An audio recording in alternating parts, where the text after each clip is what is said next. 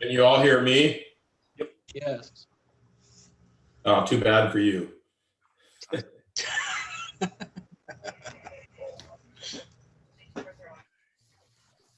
So we have an abbreviated agenda tonight. We will be focusing on the general plan update. Then we have 2 discussions. I didn't have our CHP guys on the agenda. We're going to allow them to go first. Then Supervisor Joya gave me a report to read for the county update, and then we will get right into our general plan update. So we'll get. Okay, sounds good. It's 7:01. Should we start, James? I am happy to rock and roll if you're ready to go. All right, so let's rock and roll. As you say, it's the welcome to the March 10th meeting of the El Sobrante Municipal Advisory Council. This is an advisory council to the Board of Supervisors of Contra Costa County. I have to say another reason that I took the SWEET class, even, Hello? you know, I studied it in college and grad. Hey, everybody, if you could put yourself on mute, please. Thank you. Okay, so we'll start with, I've just done the call to order and welcome. And so let us begin with a roll call. James, would you like to go through that? I'm happy to do that. Tom Lane. Here. Tom Owens. Okay, Jim Herman emailed me, said he won't be attending tonight. Dr. McLean. Melinda.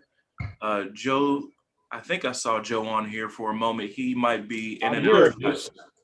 You hear Joe? Oh, there you are, brother. Okay. Yep. Okay. All right. Mickey. Here. George Cleveland. Oh, yes, I'm here. Miss Shirley. Are you here, Miss Shirley? Okay.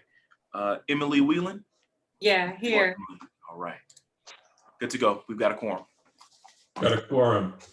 That's excellent. Can we start off with our first item, which is approval of minutes from last month's meeting? That was February 10th. Yep, those didn't get sent out. They are attached. I did upload them, but I realized that I didn't send them out. We can do them next month. Yeah, why don't we do that next month? And whoever is talking in the background, please mute yourself. Thank you. Okay. So we'll start off briefly with the treasurer's report, James. $3,000. Okay, and just a quick update from Supervisor Joya. You had mentioned you would read the report. Oh no, I'm going to do that after the CHP. It's after the CHP. Okay, so we've got Officer Leviste here. So Officer Leviste, you could have your update, please. Yeah, good evening, everybody. I'm here with my partner, Officer Lenway.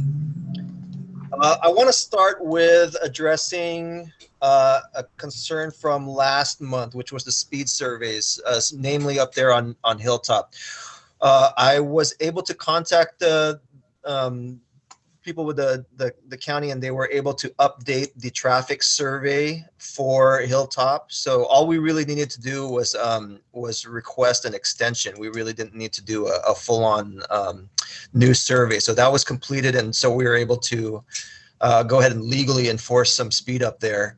I unfortunately have been off on injury for the past month, so I haven't been able to make it out there myself. But I did talk to a few of the other officers that do work out there, and requested that they spend some time up there. Another issue that was brought up was speed up there on La Colina. I don't know what the exact, there was an email sent to me, but I was unable to open the email, but I would imagine that the concern was the speed on La Colina. So I did speak with an officer today, and he was able to spend a little bit of time up there. And I don't know how productive he was, but I was told that he was actually out there at some point today. And third, if I could speak to that, it was me. My name is Joe Sarvachillo. I'm one of the okay.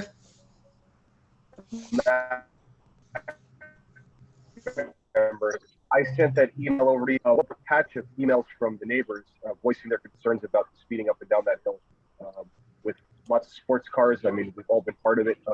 we've all witnessed it. We're hoping for speed bumps. I think speed bumps are the only thing, rather than or other than having somebody parked out there all the time that's going to stop the racing around. Just a few neighbors, but it happens pretty consistently. I believe that it would be a little bit more, it would take a little bit of effort and some footwork in order to get a speed bump installed. That's above my head.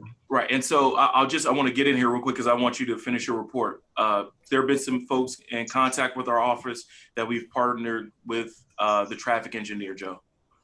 Okay. So that sounds like we're making some leeway there, or some headway there.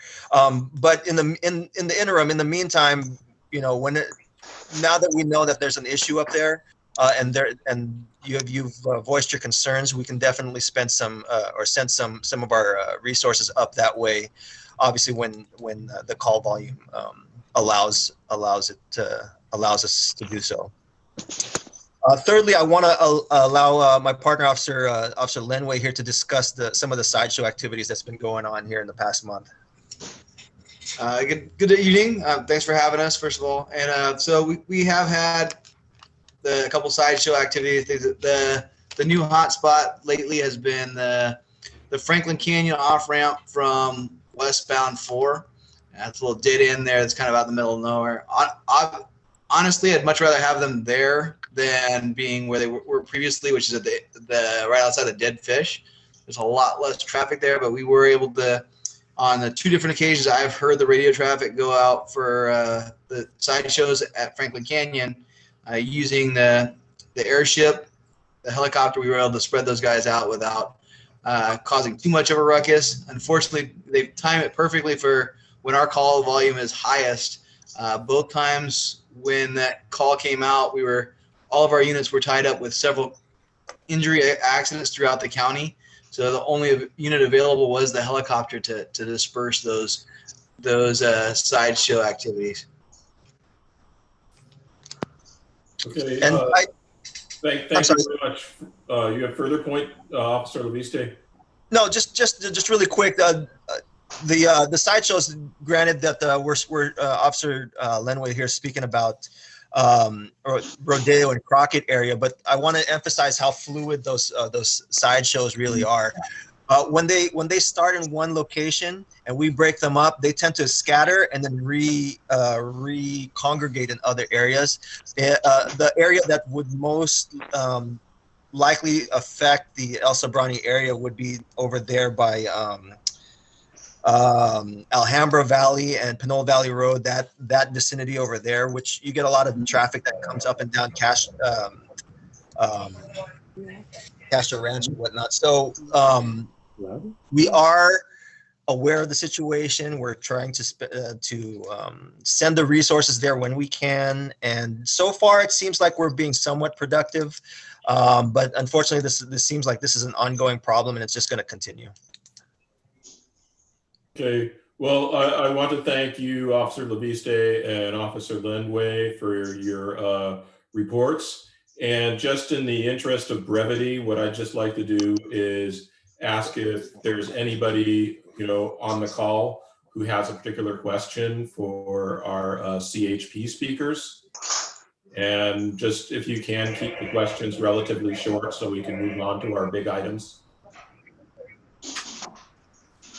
Go ahead, Joe. Okay, Joe. Just as a follow-up, I want to. So, are you the officer that we're gonna email all these calls to regarding La Colina? I just want to make sure that my neighborhood has one point of contact, so we can make sure that there's progress happening. I know you guys are busy, but I want to make sure that I have one person. Yeah, you can continue to email me. Unfortunately, the link that you sent me, I couldn't open it because of our departmental firewall. But if you send just direct emails to me, that is probably the easiest way. Okay. Thank you. Yeah, I'll put my email in the chat as well. So if you can send it to myself or Officer Leviste. Beautiful. Thank you, guys. Thank you both very much. Just, we have time for maybe one more question. Does anybody else have a question for our CHP speakers? Yes. Ms. Thompson. I have a quick question. Yes. I'll make this really quick because I have a baby in my arms. I'm the one who collected a lot of the letters that we had sent to you, Officer Leviste. If I send them as individual PDFs, will you be able to read them, do you think? It's kind of hit and miss. So if you just forward me the emails, that's probably the easiest way. Because attachments, our firewall doesn't seem to like those. I'll copy paste them onto an email for you. That works perfect. Perfect. Okay, thank you very much. Thank you. All right, so unless there are any real objections, I'd like to thank Officer Leviste, Officer Lenway. Officer Leviste, I hope you have a quick recovery from your injury. And again, thank you both so much for your presentation and for serving our community. And I'd like to just quickly move to James relating Supervisor Joya's report. And definitely thanks to Officer Leviste and Linway for attending tonight. We appreciate you. So really quickly, I'll go through the notes that Supervisor Joya sent to me. 380,390 vaccine doses have been administered in Contra Costa County, with the majority of those administered by the county. 253,943 people have received their first dose, and 126,447 people have received first and second doses. 27.4% of those 16 and over in Contra Costa have received their first dose, and 13.7% have received both doses. In El Sobrante, 37.5% have received their first dose, and 18.1% have received both doses. 90% of those 75 and over have received at least one dose, and 67% of those between 65 and 74 have received their first dose. The county has a goal of 1 million vaccinations by July 4th. The county has opened 3 large volume vaccination centers in West County, at Contra Costa College, at the Richmond Auditorium, and at the County San Pablo Health Center. In addition, the county has been doing mobile vaccinations at senior and low-income housing developments and at local community sites, including Richmond High. Excuse me, lost my notes there.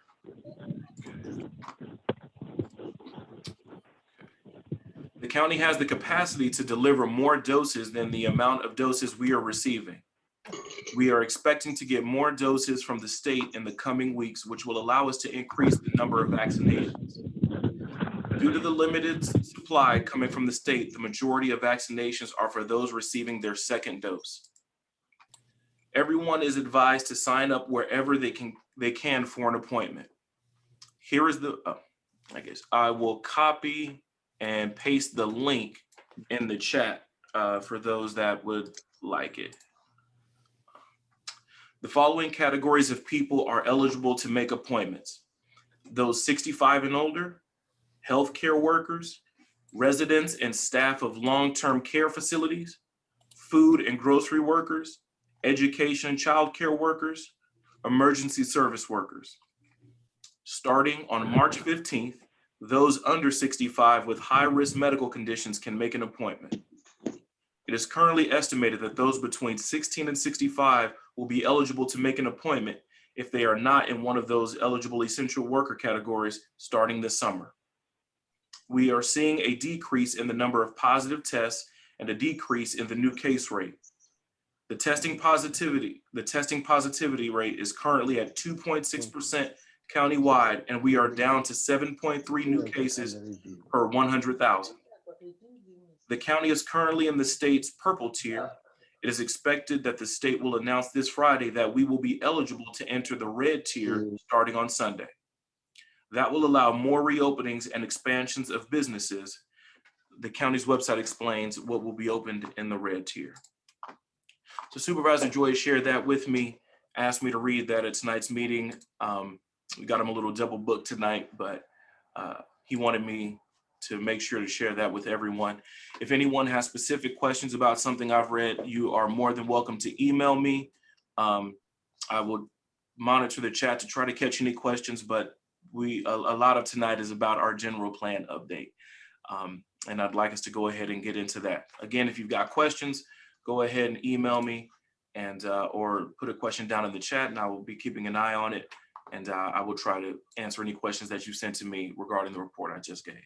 Okay, two things. Just want to reiterate what James said about emailing in with questions, because we need to move on to the next step. And then I just need to beg everybody who isn't either moderating the discussion or speaking to mute their microphones, because we're getting a lot of background noise.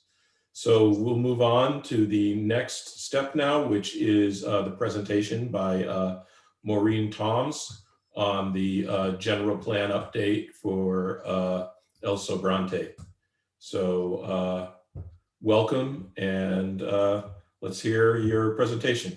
Great, thank you. It's nice to be with everyone, and such a really well-attended MAC meeting tonight. I'm going to go ahead and share my screen. And so I'm going to run through some slides, and then we'll also go over some of the materials that you received in your packet. So for a couple of years now, we have been undertaking the Envision Contra Costa 2040 effort. What that involves is updating our countywide general plan. We're also going to be updating our zoning code, which is almost in its original form from the late 1940s, and updating our climate action plan.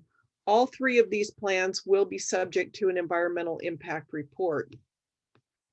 The general plan is the constitution for land use. It's the local jurisdiction's highest land use document. It establishes the vision and supporting goals, policies, and actions for the unincorporated areas.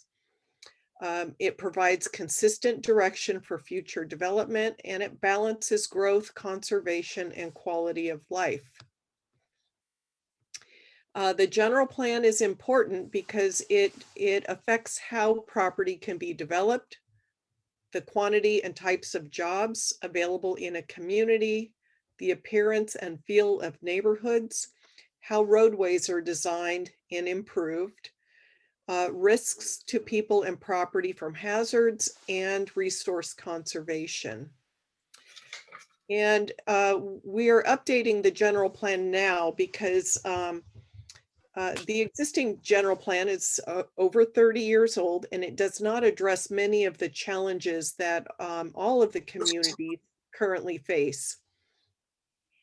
It doesn't necessarily include issues that were brought to the forefront by the adoption of AB 32, the Global Warming Solutions Act, the SB 375, the Sustainable Community Strategy for the Bay Area, how we look at transportation impacts, SB 743, where we're now moving to evaluate vehicle miles traveled for a project instead of level of service for intersections. AB 379, which is the Climate Change Adaptation and Resilience legislation, and SB 1000, which is environmental justice. There's also new legislation almost every year related to housing.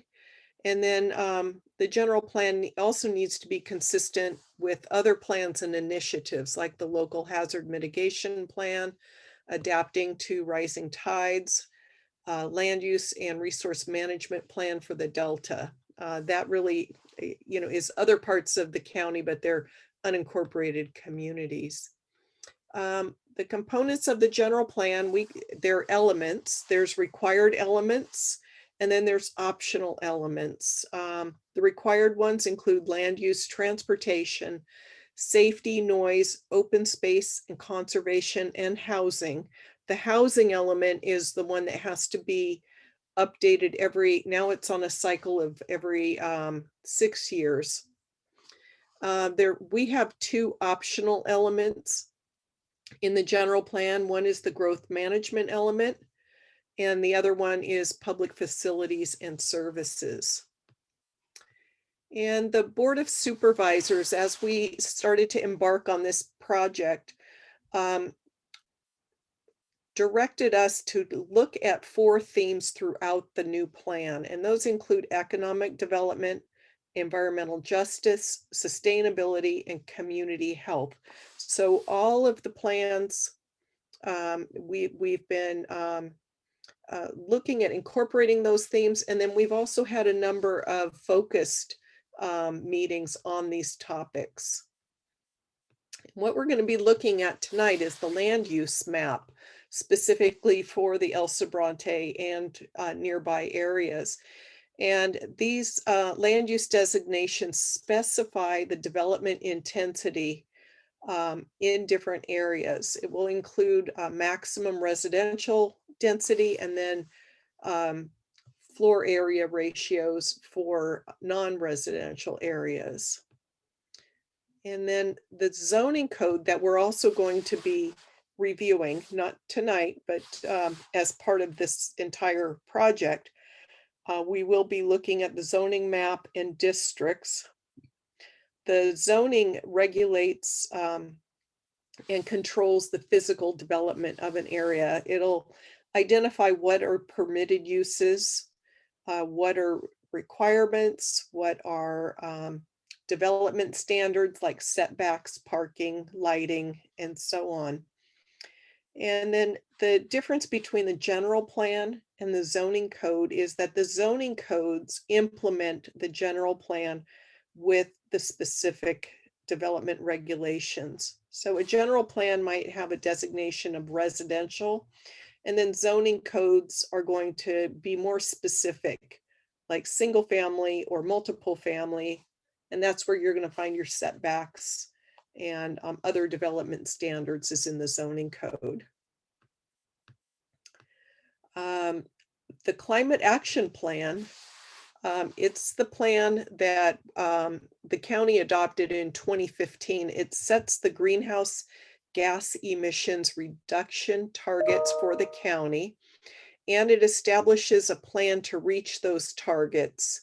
It implements the climate-related policy direction of the general plan.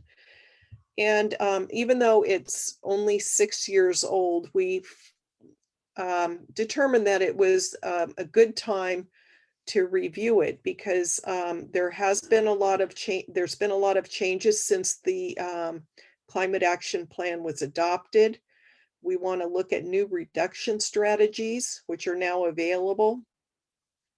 And there's evolving understanding of resilience and adaptation. It's also an opportunity to improve how the CAP or the climate action plan is implemented, and more extensive support for greater equity. And the CAP can better integrate with a new general plan.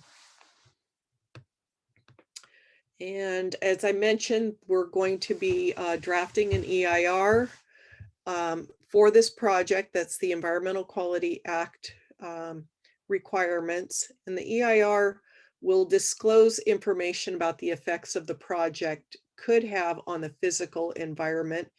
It will also identify mitigation measures if they're necessary and also describe feasible alternatives to the project.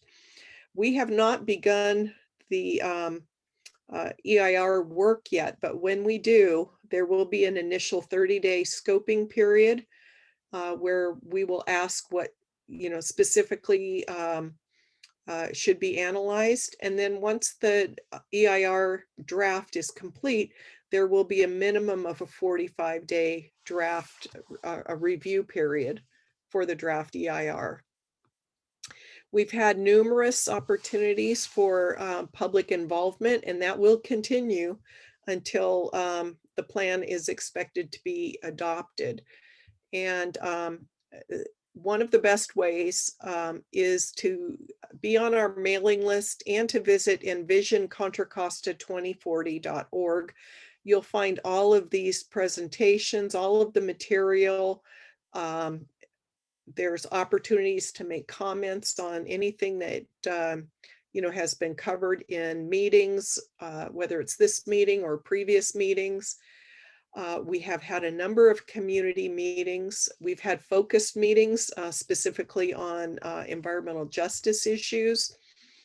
Right now, in January, February, and March, we're trying to visit all of the MACs and give an update as far as where we are.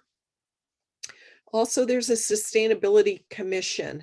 They meet every other month, and they're going over a number of the policies that are recommended for the climate action plan and also the environmental justice sections of the plan. This will go to the County Planning Commission before it's adopted, and then finally to the Board of Supervisors. And we need to update the housing element. I mentioned that that's a requirement that needs to be adopted by the end of 2022. So we're trying to get everything adopted by the end of 2022. So there, I mentioned that you can be on the mailing list, and that would be going to envision-contra-costa2040.org. If you put your email address in there, you'll be notified of ongoing meetings. Of course, for the last year, they've been virtual. I'm not sure if we're going to get back to, live meetings, before the end of this year, but there is plenty of opportunity for engagement in the process. So I would encourage all of you to participate this way.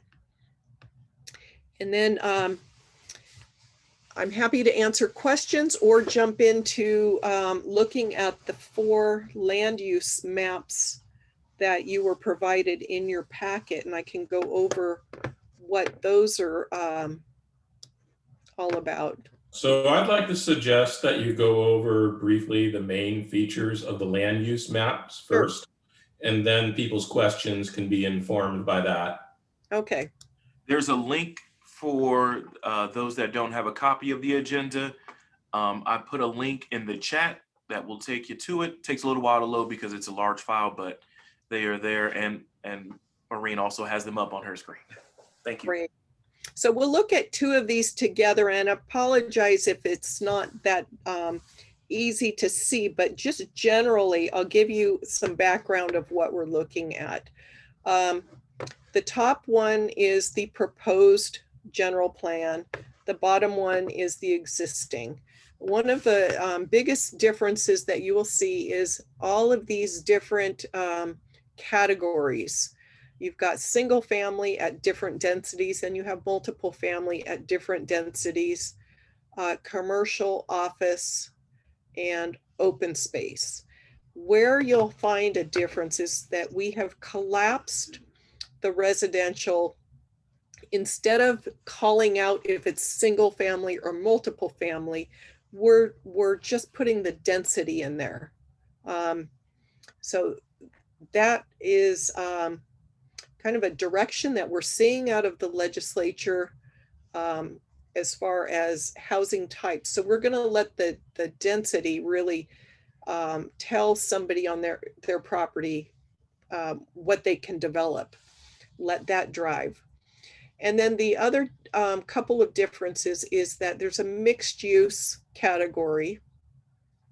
And then there's also a resource conservation category. The resource conservation category will tell somebody that it's open space, but it's not necessarily open to the public. That's kind of the main difference there, where we also have park and recreation, which is open to the public. So I would just call your attention to, you'll see a lot of the commercial and mixed use along the Dam Road and Appian Way. In this area, a lot of that has been converted to mixed use.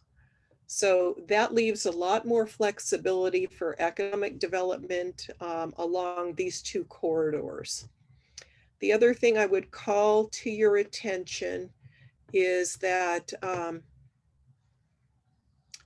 let's see, we are, even though this is like, for instance, single family on the existing, we've broken it down into basically what is there now. We're not interested in creating a lot of legal non-conforming uses in neighborhoods. That doesn't serve anybody any good. So we've tried to match the densities of what's actually on the ground. So this is a section of North El Sobrante, which includes Rollingwood. And then I went backwards here. And then the other piece is South El Sobrante, which includes East Richmond Heights. So again, this covers the same area, most of the same area we just talked about, which is along the Dam Road, where you'll find a number of different land uses, and they've been compressed into more of a mixed use. The zoning can get more specific with these different categories, but those are the main differences. And the way we got here was through a number of community meetings. And we are, what we're planning on doing is, when we get through visiting all of our MACs and getting all of the comments in, then we will take this as the proposed project, and the EIR will be done based on, and traffic models done based on these maps. There will be alternatives that will be developed in the EIR, so that at the end of the day, there's always going to be some room for making some modifications. But along the way, we do want to hear from the community. I think in your packet, you also have the community profiles. And that too, if you've had a chance to take a look at them, we are interested in any comments that you have, although this has been, this really came directly from our community participation. So with that, I am available for any comments, and also to encourage you, even after tonight, if you want to study these maps or study the profiles, and have any comments, we would be glad to take them. So the way we'll do this is we'll have comments first from members of the ESMAC, and then we'll move as quickly as possible to members from the community as a whole. And so I'd just like to ask the first question. One of the things I liked about the change in the proposed plan is the expansion of mixed use along San Pablo Dam Road. I think that that could be a real winner. And I'm interested in what could be done, or if there is general county support for including housing as one of the mixed uses along San Pablo Dam Road, because you could imagine that people sort of living adjacent to a lot of the businesses could help in terms of supporting those local businesses and patrons, especially for things like restaurants and stuff like that. So I was wondering, what the thoughts were there. Yeah, the mixed use would typically allow for some housing. What we haven't figured out yet is if the mixed use across the board, so a mixed use in El Sobrante, does it have the same density as a mixed use in some other part of the county? Or do we have different levels of mixed use density? So those are some of the things that we're still grappling with, and have yet to talk about. Our current general plan in places where we have mixed use, it's typically about 29 units per acre, which is like a medium-sized apartment. We do have some areas where I work in the Pleasant Hill BART station area and the Pittsburgh Bay Point BART station area, where those densities are way higher, and they're appropriate for that area. But that area's density is not necessarily appropriate for the Dam Road or Appian Way area. Okay, well, thank you very much. And your talk has raised a lot of interest And so James, could you please sort of pick out the order of questions from our ESMAC first and then from the other attendees of the meeting? We'll do. Are there other questions from the members of the MAC? Melinda Yeah. will be up. Melinda will be up next. James, I just want to let you know there is a question or two in the chat about this. I got you. I'm Okay, taking cool. care of, we're kind of going in order so I don't skip stuff. Melinda, go ahead and go. And if no other questions, then we'll go right into the public. Go ahead, Melinda. So much for that wonderful presentation and for all the work that you guys are doing on 2040. And we've had conversations about this in the past. I think it's magnificent when we get sort of these master plans going, but development has become exceptionally difficult. I speak from deep experience. And so I'm concerned that about how this master plan might also drive some reform in how developments are approved and some of the redundancies and problems that go on between state regulations and federal regulations and county regulations, and then what cities are doing. And I recognize that this plan can't affect that. But I'm just asking the question about how can we get some reform? Is this one process where we can start to talk about these sorts of things so that we actually, it's one thing to say this is the kind of development we want, but then to get it is really, really difficult. Yes, I hear you. The place where this is the first step, but the place where it really, where we really need to do updates is the zoning code. And so one of the areas where you may have experienced difficulty is if, for instance, you have an allowable use and we just need to review the design of something versus is it something that's subject to a land use permit, which throws you into a whole different category. So you want to be at the table when we get specifically into the zoning discussions. And if there are uses that you want to see in El Sobrante, you most likely don't want to have people have to go through the process of going through a land use permit. You're only going to want to see what's the design of the building. And so I think we're on the same page there. So this will help, this can help drive that part of the conversation. Thank you so much. And thanks. And I'm also a big fan of mixed use, like Tom Lang. That would be great. We would love to see that. Thank you. Great. Okay. I see no other questions from the council.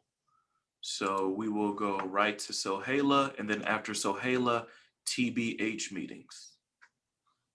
Thank you very much. Thank you for that wonderful presentation and working on this plan.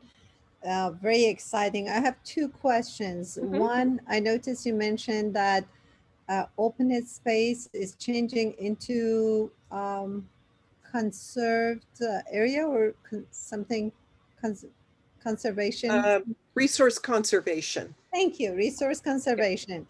Does it mean that you said it only means that it's going to be close to the public, or actually there will be efforts for resource conservation? San Pablo Creek is a precious asset to the community, and we hope there will be efforts towards conservation of this precious resource. I have one more question. Can I ask it now? Sure. Okay. We live in a very high fire hazard severity zone, so we are concerned about increasing population density. The number of people increases. In case of emergency, the number of vehicles who need to evacuate increases.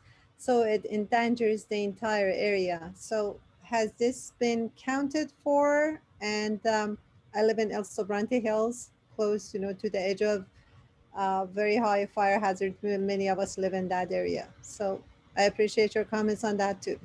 Sure. We're actually grappling with a couple of competing issues, and that is the number of units that the state is telling us that we have to plan for in Contra Costa County. It's a very high number. And, we have tried to really push back on that because we have a lot of communities, East Richmond Heights, Kensington, Clayton area that are in high fire danger areas. We have other areas that are subject to sea level rise, like Bethel Island and parts of Rodeo. So those are all competing issues. So, I mean, that is definitely an issue.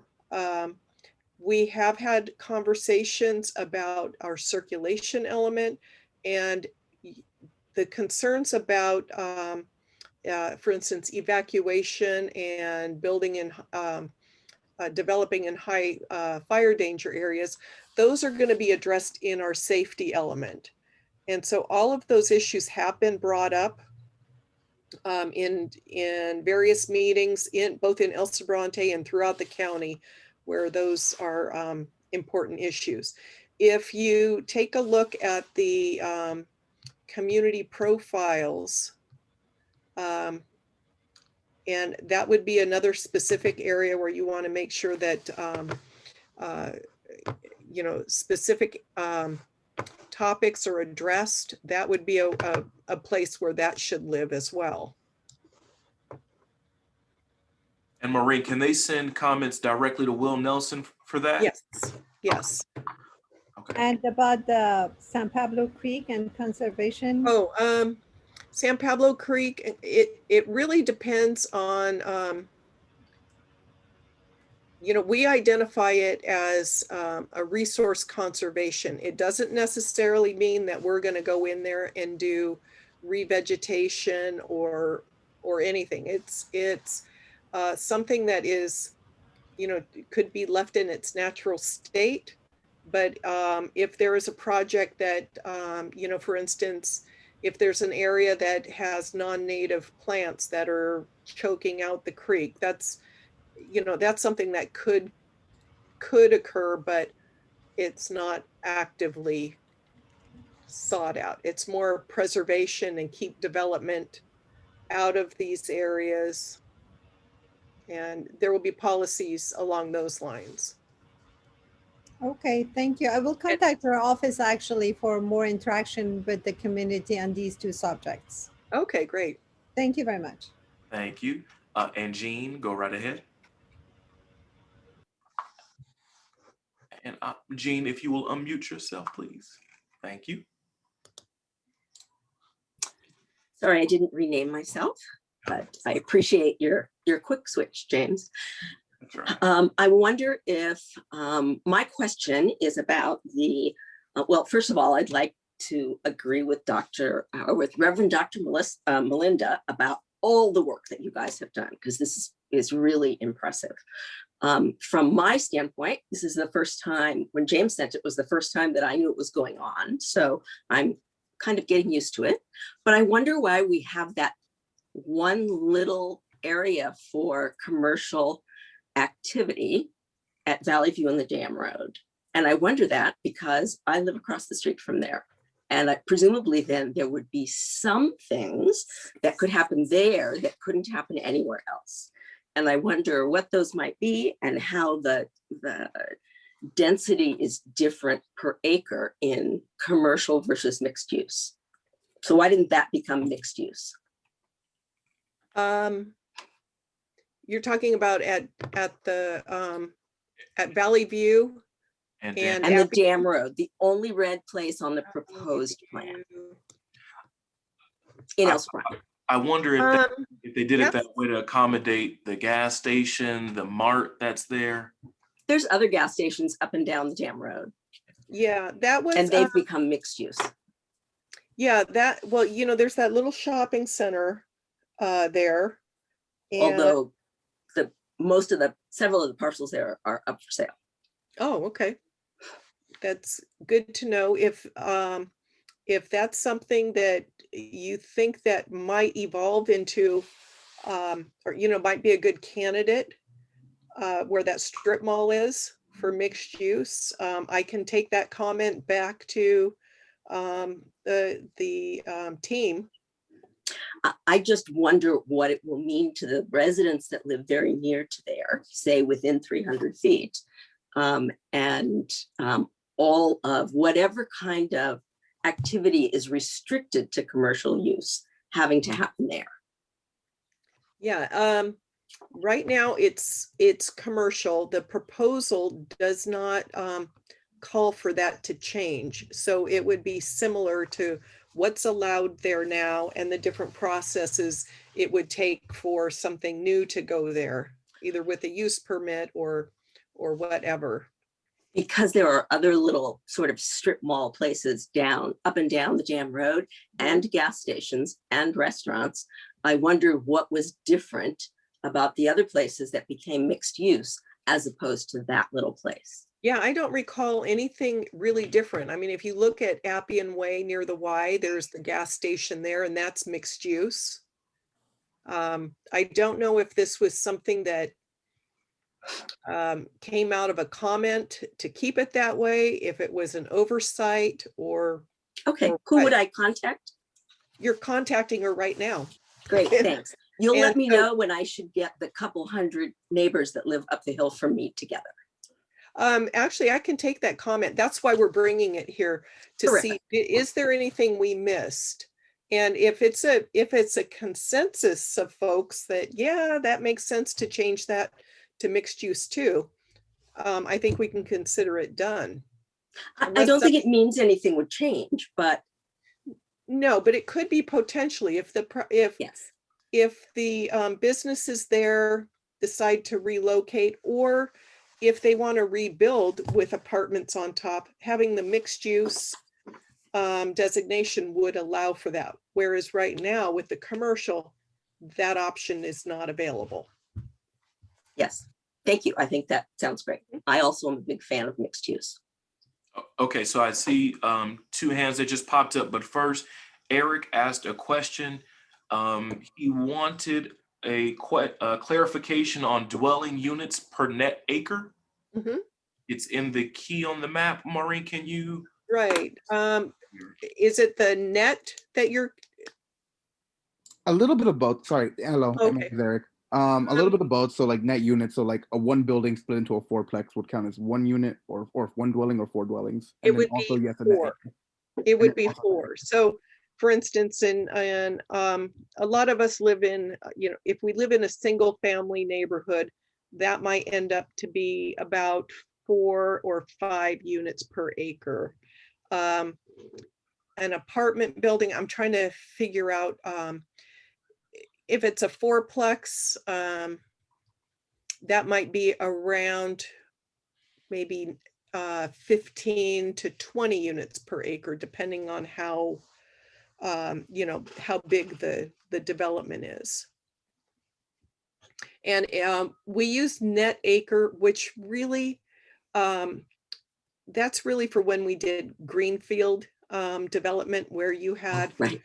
A gross acre and you had to net it out to allow space for your roads. Most of the unincorporated county now is going to be infill.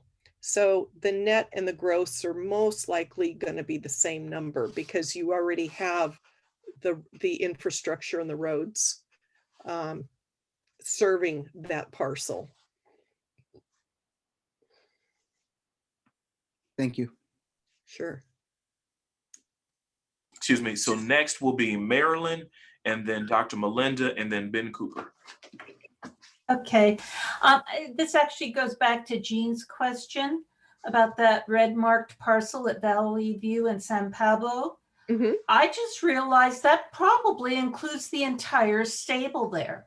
And nobody wants to see that stable destroyed or It's eliminated. actually up for sale. I know it is, but you don't want the use of a stable to be eliminated agree. from the zoning. Actually, it's something that a lot of us without horses love. So I just want to make sure that if you define it as mixed use, you are not eliminating one of the biggest resources of this area. It's what makes this area unique. And in fact, I wish that it was easier to stabilize the economics of stables. I know some places are going nonprofit for this reason. That's it. Okay, thank you. I'll take that comment forward. Dr. Melinda? So staying at that same intersection, the parcels that include the strip mall where Vegan and Chicken is and the Sinclair, and then the big lot across Valley View there on the corner are apparently, and we learned this when we were doing some research for our project a long time ago when we were trying to get the gas station guy to go somewhere else. They're all owned by the same family and they're trying to sell it all together. So actually, if that lot across the street were mixed use, somebody might have an opportunity in that area that would not be there with that. And so I don't know how granular we get to be in these kind of plans, but that corner is, in my mind, a good place for a mixed use development because it's so convenient to going every which direction. And I mean, it does stand a little bit apart from the rest of us that live in the neighborhood because I live very close to there too. I live less than a mile from that intersection, walk there all the time, and would love to see something unified there between those parcels. So I would just add that lot across the street because it's already probably going to be sold together. The family has not sold those parcels because they haven't been willing to break it up. And we've been thinking they were going to be sold for 35 years. Yeah, and anyway, so some conversation had said they want to sell all of it or none of it, which is why nothing has happened. And so if they were zoned differently, that would limit good things that could happen there, right, just because we know who owns it. Okay. I'd like to point out that the lot that is across the street from the gas station actually has a for sale sign that says it is zoned as commercial. And my understanding is at one point in time, it was a grocery store. No, not in the last 35 years. No, apparently a long time ago. Probably in the 40s and 50s. Yeah, I don't ever remember it being a grocery store, and I've been West County Brown. for a long time. Well, maybe it was when the air base was Sherwood Forest. I don't know, but it would have to go back that far, I would think. Anyway, but that's, yeah, it would be a shame to not have it both sides. Mm-hmm. Okay, I'll take that message back.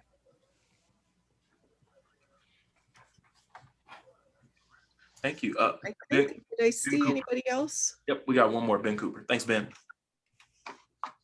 Hey, everybody. I had an unexpected work call come up during part of your presentation, Maureen, but so I hope I didn't miss it, but is walkability or bikeability along APN or the Dam Road part of your plan? Because it's pretty terrible at this point, and it'd be great if that was improved. Yes, and that will be addressed in our in the circulation element of the general plan. And also, I believe that in the community profile, I haven't read this in a while, but I was at the El Sobrante meetings when it was put together, that bicycle and pedestrian safety, both on Appian Way and San Pablo Dam Road, were themes that were brought up. So I'll take your comment back as well. Yeah, I think it'd be great for commercial activity around there too, to promote that. And one other question I have, I don't quite get the connection between increased density and wildfire safety.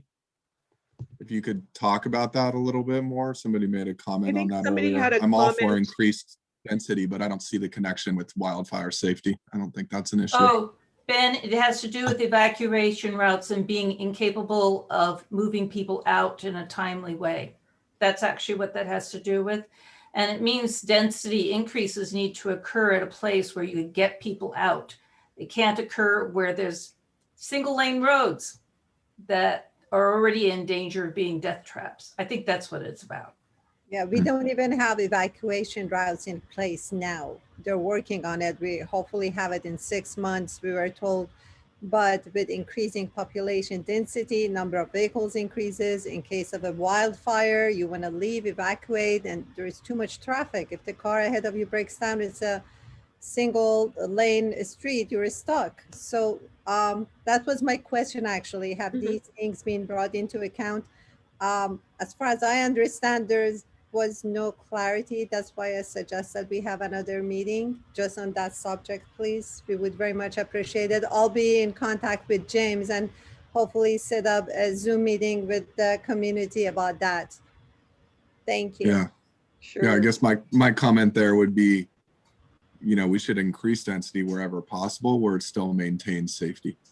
Yeah, and I would just add that, I've been working in a lot of the different communities talking about evacuation routes, and El Sobrante is pretty well situated where you have evacuation routes on both sides of San Pablo Dam Road.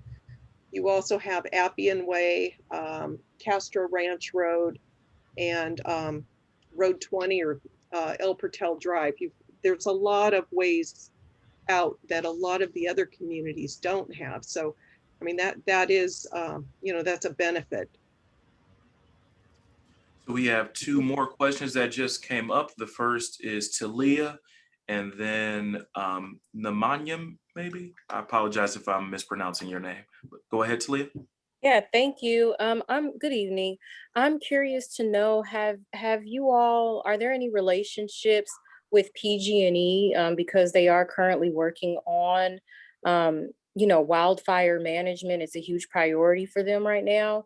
And I'm just curious to know if there are relationships established, and if not with them, what other kind of large body organizations are we working with to, prepare?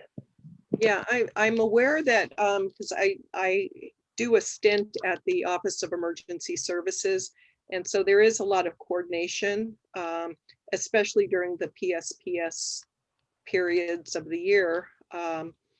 So there is coordination. I'm aware that they're going through and doing a lot of management around their lines. And then I believe that the Office of Emergency Services is working on some hazard mitigation plans. And I can check on that and let James know. Yeah, and Talia, there's quite a strong effort from residents. Marilyn, who's on this call, is one of those residents that participates in a citizen-led group addressing wildfires, making sure to let the chiefs and other elected officials and their staffs know what's going on. So Talia, if you email me, I will add you to the distribution list for that group. Yeah. As they meet, you will be notified. Okay. Can I just briefly add that we also have. So Hela, we have one more question, and then we'll come to you. Okay. Namanya? Yep, thanks. That was pretty good, James. Good try. It's Nemanja, but it's fine, totally fine. I'm used to it. So I guess a couple of comments. A couple of months ago, when there was a tanker fire on the highway, this is related to the evacuation routes.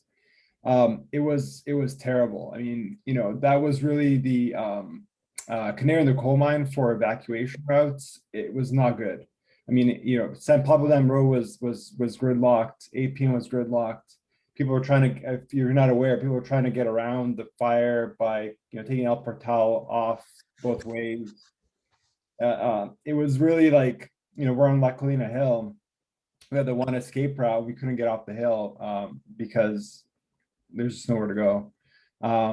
So that was one comment. The other question was related to the density assessments. So again, at least in our neighborhood, La Colina, I mean, I think it's probably zoned for like low density housing, but it seems like everybody, it seems like there's a lot of multi-generational, multi-family people living in these houses. There's a lot of probably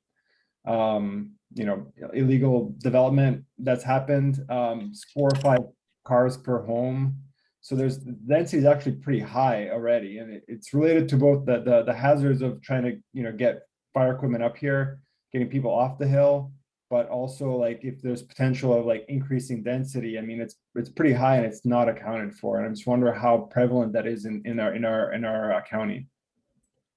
Are you referring to like overcrowding of single family homes? Yeah, I mean, I think it's reasonable. I mean, I'm all for higher density. I just think it's already pretty high, but it may not be accounted for. Yeah, so if it's a single family home and you have multiple generations in a single family home, we don't consider that the increased density. It's increased occupancy, but we don't regulate that, the occupancy of a home. That's really a private family matter, unless of course you've got just incredibly high occupancy of a home, but that we haven't seen. What this will regulate is the number of units. So if it's like an apartment or the number of houses in a certain area, but never the planning doesn't regulate the occupancy of homes. I know that when I was growing up and my family had 5 teenagers all at the same time, we at one point had 7 cars. Yeah, and then I do understand your comment about when the tank blew up. I actually was going from Martinez to Pinole on the Alhambra Valley Road and Pinole Valley Road, and I saw bumper to bumper going the opposite direction the entire length of Alhambra Valley Road and Pinole Valley Road. But yeah, that's and I think that was really just people trying to get home, not evacuate. They were just trying to get home. Thank you. I guess there's one more. So Hala had one comment. And then I suggest we move on to the next items because we want to have enough time to thoroughly discuss the Maori proposal. Yep. So Hala, you had a comment on this. She will be the last comment, and then we'll be moving on. Thank you, Tom.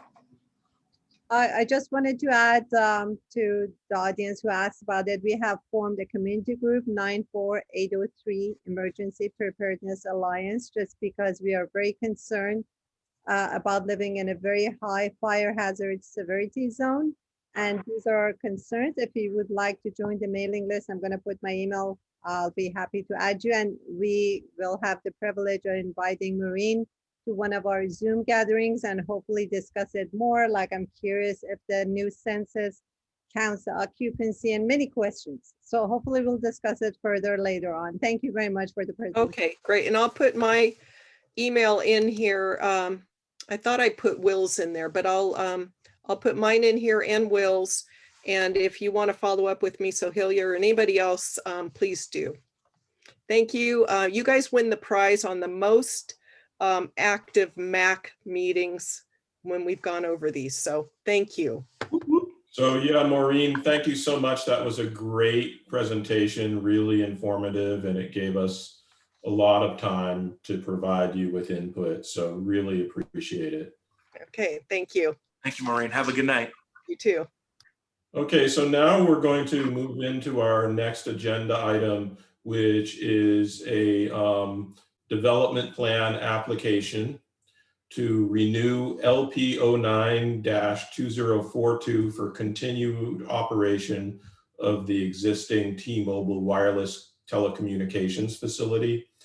And James, why don't you introduce how we would discuss that? I have the map sitting in front of me. It's an installation that's essentially in the parking lot of Jack in the Box on the corner of San Pablo Dam and La Colina. It doesn't look to me like they've made any major changes to this.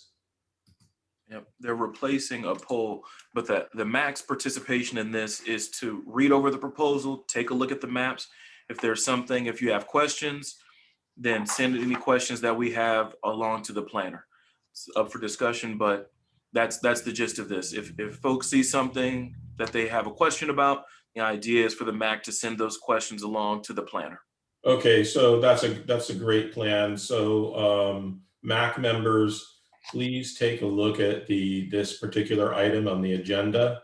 And if you have any questions about it, please forward it to James, and then James and I will put together an email to the appropriate person in the county. There aren't significant changes. They're replacing a pole. It's just they're adding a pole, but I don't see anything that looks like when these came to the MAC, 9 years ago, and they were asking to dig into the ground and do all these other things. It looks relatively standard as far as I can see. Okay, so I want to just quickly introduce the next item, which is the proposal for Proposition 68 grant funds for an El Sobrante Community Park on the Maori property on San Pablo Dam Road. So Mickey Norris has provided the ESMAC members with a support letter for this, but before we go ahead and vote on that, I propose that we allow Sohaila to go ahead and introduce the project. And then once Sohaila has introduced the project and anybody else who is collaborating in that effort has a chance to kind of add any information they want onto that, then I suggest we have a thorough discussion with the community. And then upon that discussion and the input we get, the ESMAC can vote on the letter. Does that seem reasonable? I also want to add that I know that there are, or at least was told that there will be some people that will be speaking during the public comment. I think we've got some residents from La Colina. So Sohaila, if we can keep your presentation somewhere between, around 10, 15 minutes to allow for questions afterwards. I don't want us to get too late for the folks that came on just for public comment if they're still there. So okay. I appreciate that. Thank you, Sohaila and Tom. Sure, Go ahead, thank Sohaila. you. Thank you. I really appreciate the opportunity. Let me start by sharing my screen. Hold on a second, please. And please bear with me. Can you see my screen? Yes. Okay, very good. So this is a park, a community, Creekside Community Park. It's a dream coming true, actually, by the community coming together. So tonight I am representing the community too. There have been many volunteers involved working on it, including myself. We have been successful, actually. Thank you everyone for having signed the petition. We were successful in bringing John Joya on board with this project. So our major partner in this project, thanks to John Joya, is Contra Costa County. Once we purchased the property at the old gas station, defunct gas station between the car wash and Bank of America on San Pablo Dam Road, Contra Costa County will own it, will develop the park, and will maintain it. We also have as our partner Contra Costa County Health Department or Health Services. It is one of the requirements that we need to have a health organization as a partner. Sikh Center of San Francisco Bay Area, many people know it as the Sikh Temple, is a partner. We are thankful to them. You should know that they provide free food to all visitors any day that you go there. So they are like the Red Cross of the community. God forbidden, in case of a disaster, they can feed the community. They can even shelter some of the community members. Planting Justice is a partner. Korotkin Associates, thanks to Sharon. And we, 94803 Emergency Preparedness Alliance, have the privilege to be a partner in this project as well. So once we started designing the park, these are some images of the park, people coming to participate in the design. Some people just toured, but mostly participated in the design. After seeing the park, some participated online. I'll talk about that too. Some images my husband took, so that's why I'm showing most of the pictures. So the entrance doesn't look very nice, but the area actually is gorgeous. You have to see it behind that ugly, narrow entrance to believe in that little piece of heaven lying down there. So the people who participated in the design online, we received more than actually the people who responded to race question are 235. We received more than 250 responses online. And you see what a diverse community we are. I'm really proud of El Sobrante for its diversity. This shows the age group of participants. We have almost all age groups. Some are more active. Mostly women participated. And the amenities that they wanted. So first we had the online survey. We asked people, what do you want to see in the park?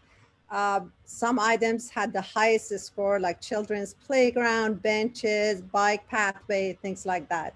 So we selected the most important or the most desired items, and we put it on the map survey that we gave out when people came out to the park, and they helped us design the park.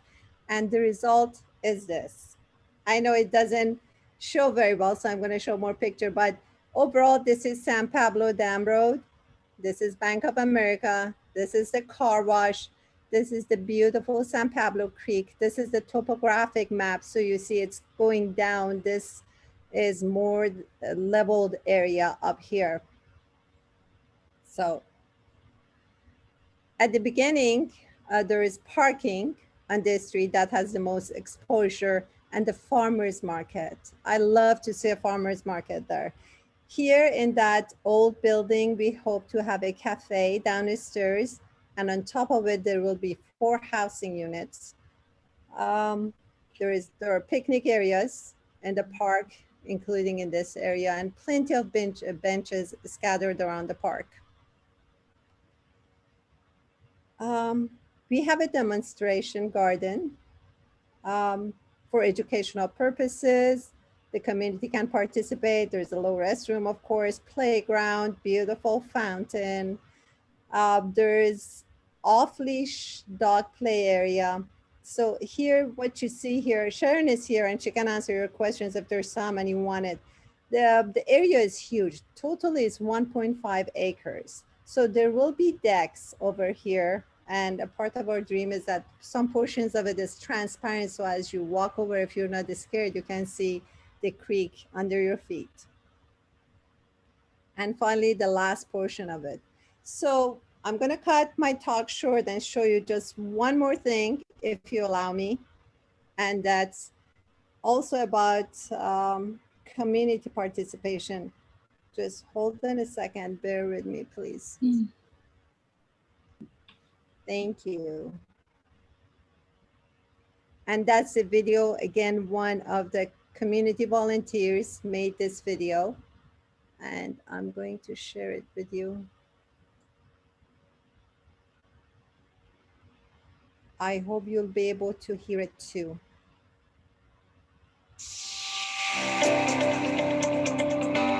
Do you have voice? Can you hear it?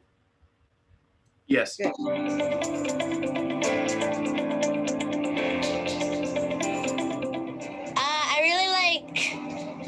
Adventures, so I really hope to like hike here and climb trees. Before I became a dad, I would have said having bike trails would be great, but having a place to teach my son where to ride a bike would be even better. It'd be nice to have a place that they could play and be safe, that's close by to us. Come and walk right to the creek, you know, that would be a dream, nice dream. And you know, I would have a garden to sit in after I finish my walk. The places for me to run. Excellent. And what's your brother going to do? My brother's just gonna try to follow me. One of El Sobrante's unique assets, El Sobrante Creek, a green corridor, a natural resource, a regional gem that deserves action to protect and integrate it into the community fabric. It's a wonderful place to have for the community, but also as part of the Sikh Center, which is also making sure that we have this park. The community really needs it. El Sobrante has over 20,000 people, and we don't have a community park. Our community does not have a focal point. We don't have a place where we could socialize, neither adults, seniors, youth, or children. You know, he has made lots of friends at different activities, but they live really far away. He doesn't really have somewhere to congregate with the kids in his neighborhood. I think it's important that we have community spaces and parks and places to get to know our neighbors, get to hang out in a beautiful area near the creek and with trees and have spaces like gardens and picnic areas. Because we're unincorporated, there aren't a lot of activities and things for children. I have a 3.5-year-old and we've frequented all the parks around here and there's not very many of them that are not driving distance. San Pablo Creek is beautiful, but currently there is no public access to it. And another thing is that people coming by or coming through the street here, they don't even know how great it is here. The plan is to have a creekside park where people can see it, restore it. We're planning to have some educational opportunities for the kids, especially regarding climate change and how to fight that so we can have a better planet. These kids are going to grow up on this planet, and so far we're not leaving it in very good shape for them. So we need to do better. The younger generations hopefully would then be stewards of the environment and continue to protect the watershed. I went to the design workshop partly because I was really interested in supporting the project. It would be so great to utilize the asset of the creek and have a space for community. But everybody here should really think about how they can come and contribute. And if it's simplest thing is not just cleaning the whole creek side, but cleaning the environment all around here, that would be a wonderful thing, helping out with the park, with the kids. And of course, if we have a farmer's market, how to help along people, bring people along to participate. So I did go to the design meeting for the proposed park, and there are lots of things we could do there. I think that the idea if they put a community garden here, that could be good. Our property is really shady, and so it's not that good for gardening. And so if we had a place, a sunny area like over here where we could do some gardening with the community. Perhaps somehow we can connect to the Bay Trail. I mean, that's a way big thought, but the Bay Trail already goes around Richmond, and pretty much if this path can connect to that, that would be a wonderful added to it. A bike path, a playground, benches, a garden, a dog area, that would be great. Things like a farmer's market. Having a nice little park here and with a community space, maybe a cafe or places to hold meetings would be also a nice addition to our area. We are in an earthquake area, but in case of a disasters, there's no place for a helicopter to land. So it would be a disaster hub for the entire area. Power plants, if they're shut down or there's no power in the area, we hope to have solar energy in the park so people can go there, charge their phones, call the loved ones, seek help. It would have enough area for a helicopter to land, and people know in case of a disaster where to go. Right now, we don't have any such place in the area. I saw the San Pablo River and I heard that there's otters in it. And seeing one of these creatures, you know, really makes me feel like we have to continue to protect the watershed and do more about all the trash. Walking through here right now, it's very sad to me to see all the litter and the garbage. And yes, we need a place for the homeless people to be sheltered. That's not in an area like this. This needs to be clean for the environment and also, you know, just for the enjoyment of all. This park provides an excellent opportunity for people to have recreation, relaxing time, and also socialize, make friends. And we hope to build a sense of community. It already started actually by sharing this vision and this dream for the park. I think that there is a very unique kind of spirit about this town, and it would be nice to have a place that could like rally and congeal into more of an identity. All the towns around us, everyone has something like that where the community can go to. We are the only ones, and it's a beautiful area and a beautiful community, and we need something close by to us. I'm very excited and can't wait for this to happen. I love El Sobrante, and everybody who hasn't been here yet, you don't know what you're missing. You should take a chance, especially once we've got this beautiful park for you.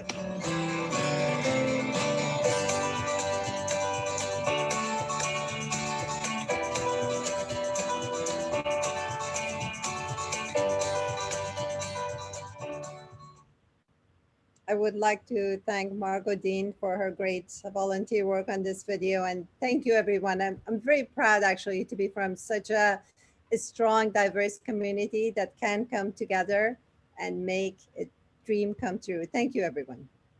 Thank you. Yeah, Sohela, thank you so much for that presentation. And I was just thinking it might be just a good idea if you have any of your collaborators who want to add to it, and then we can move to council and community discussion. Right, we'll take just a few comments from folks. Sure, Sharon is here. Sharon, would you like to add something? Unmute yourself, please. This has been a long haul, 2.5 years working on this project, and we're hopeful. I think we have a good chance, but it's highly competitive, and we'll see. We've had so much community development and enthusiasm around this. It's very heartwarming. I want to say there's a bigger vision here. It's always been a bigger vision than just having the park. And this is the point of connection for the community to get to the creek, the Maori property. There's no other area downtown where we can really access it. It's private property. And the bigger vision involves, and you did touch on that, is to create a boardwalk and a pathway along the creek that will connect to Wildcat Trail off on the other side of I-80 and east to the library.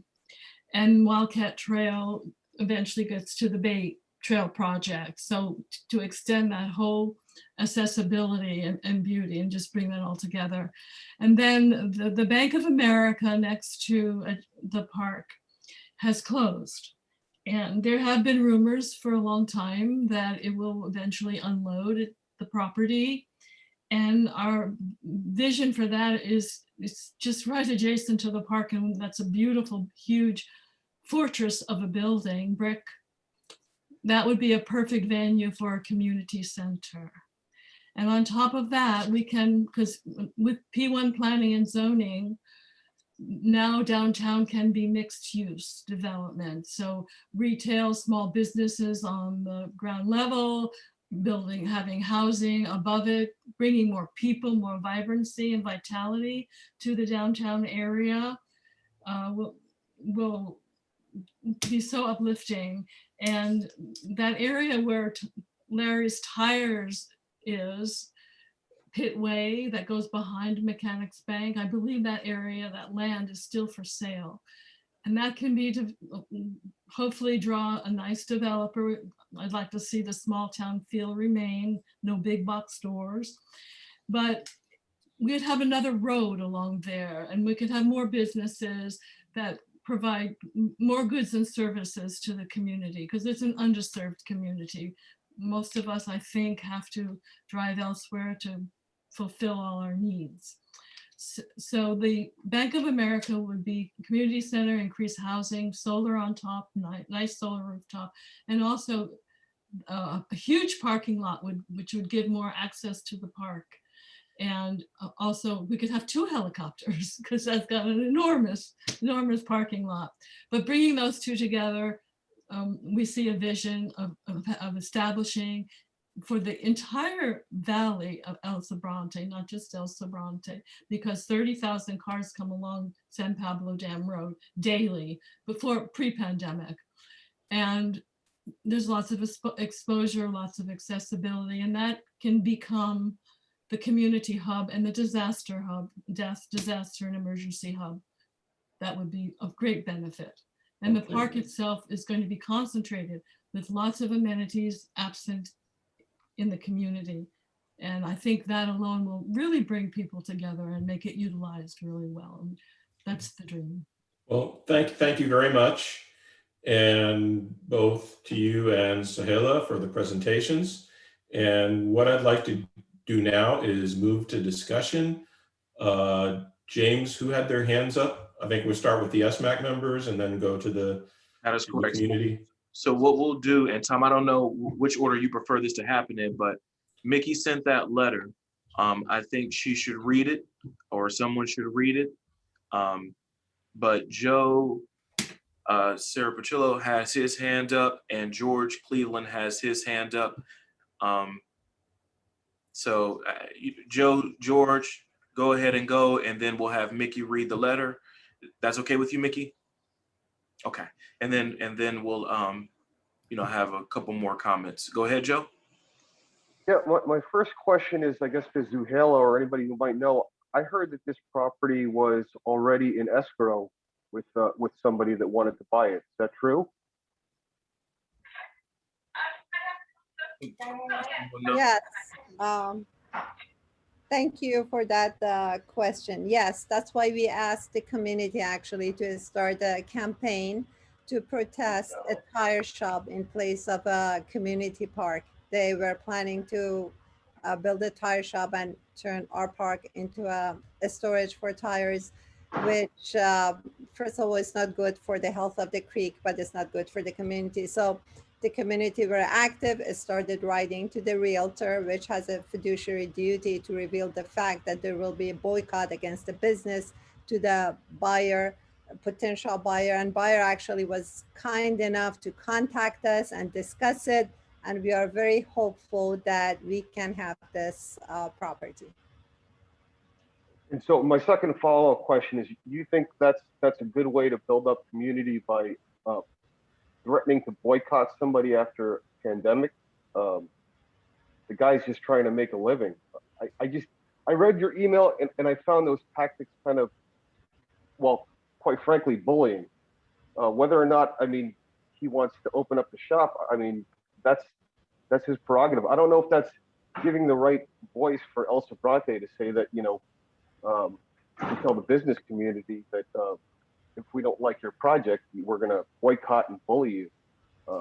I just really didn't appreciate what? I understand your concern. Let me explain something.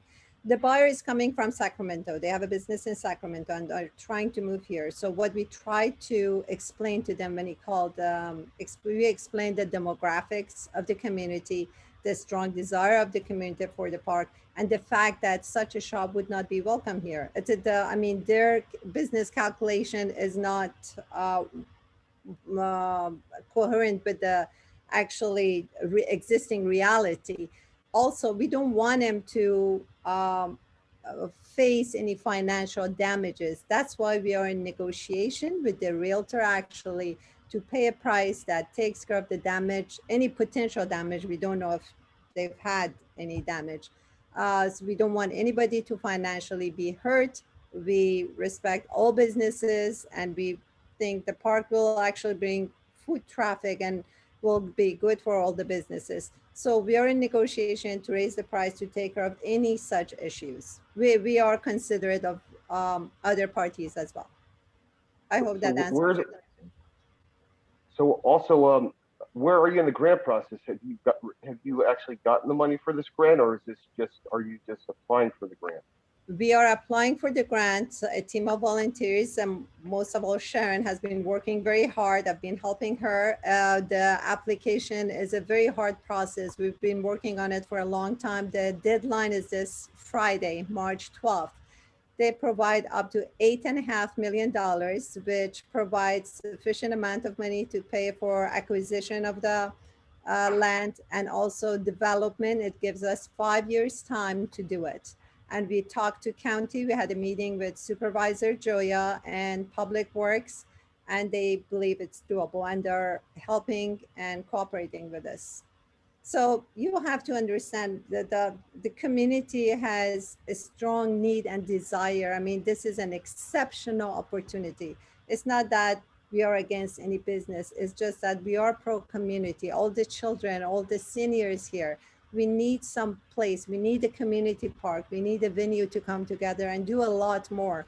Me and my 94803 Emergency Preparedness Alliance are just doing a small little part of it, of having emergency preparedness, disaster recovery using that park. The rest of the community is going to use it for many other. I got that. I got that. Thank you. I'm totally not against having any type of community center. I just think it sends a bad message when you try to strong arm people without You know what? I think what we propose is we have this tire guy come to the next meeting and we have a real community conversation and see if there's anything that they'd want to do rather than whatever's going on here right now. 'Cause I've been through this enough where once these community organizations start strong arming, developers run away and they don't want to participate at all. And I fear that happening. I've watched it happen before. I mean, is there anybody on this call from the development group or from the tire shop? A few years, I'd like to say. Just hold on. Everybody, hold on. Joe asked a question. I don't see anyone unmuting themselves or raising their hands as representatives from the proposed tire shop folks.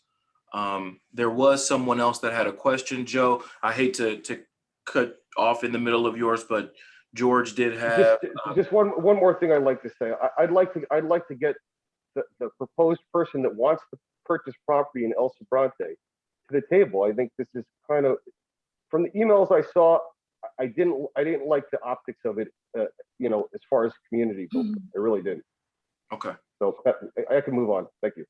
Copy that. So we're going to go to George, and then we're going to have Mickey read the letter. And then Melinda, I do see your hand up there. Oh, okay. Thank you, James. Several things. If you look at the chat, they talk about the number of tire shops that are already in El Sobrante, including one that's about 100 yards away from where this proposed park is. If we recall, when the Adachi property went up for sale, it was proposed that it was going to turn that into a gas station, which of course El Sobrante has plenty of.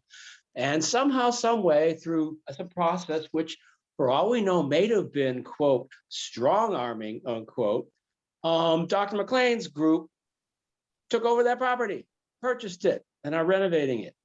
So this is something similar to that, in my opinion. Having visited the property when Sohaila had what I will call an open house, for lack of a better phrase, I was just, well, I didn't know it was there. And I like the fact that I could walk a third or halfway into that property and the noise from Dam Road disappears. El Sobrante doesn't have a park to call its own. This is a novel opportunity to put a little oasis of greenery in what I would call an urban area. It is a nice little spot for exercising. It could accommodate everything that was mentioned in the video. To me, it also, because people are so used to zooming up and down Dam Road, not paying a bit of attention to anything around, that, hey, you stop at this park, you explore, you say, hey, what else is around here? And maybe visit some of the other local businesses and give them patronage and give them money and increase the tax base.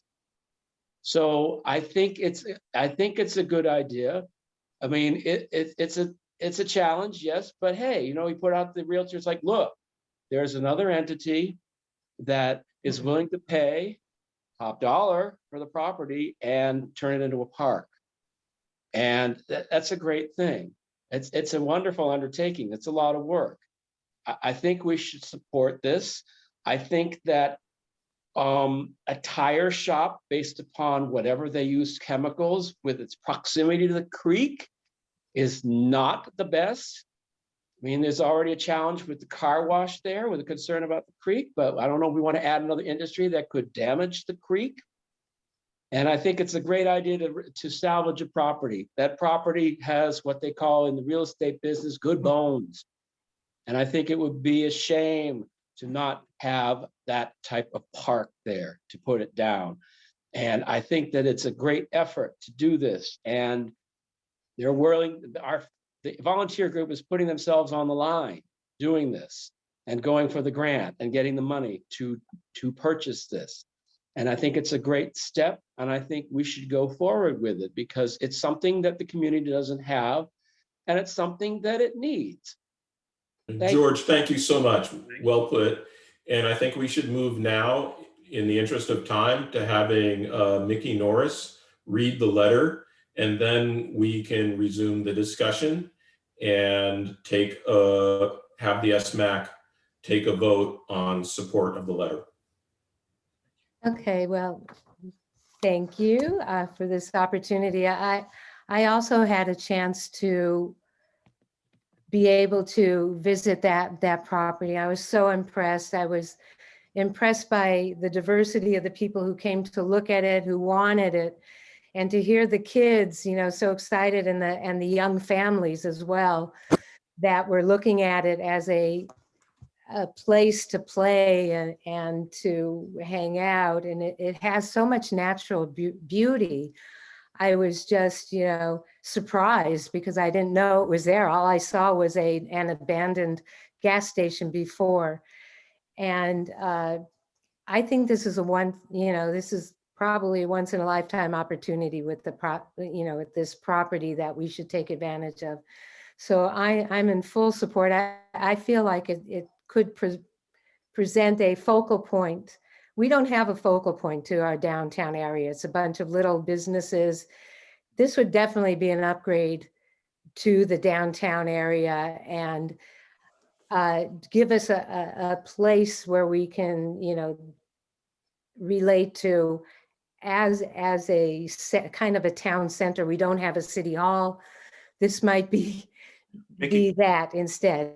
So anyway, so I'm in support, and I'm hoping that the rest of the MAC council, you know, members will be in support as well. So we drafted this letter that we'd like to add to the proposal, to their packet, so that they can have this one extra thing to show how much community support there is.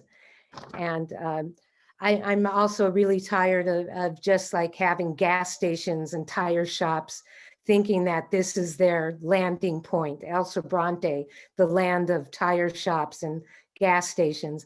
I think we could do better than that. And so this is what we'd like to support. And it's a long-term vision. I mean, it's for the future of our community. Give us some pride in El Sobrante as well. Thank you. So, which I don't think a tire shop would bring. But anyway, here's the letter that we'd like the council to sign off on.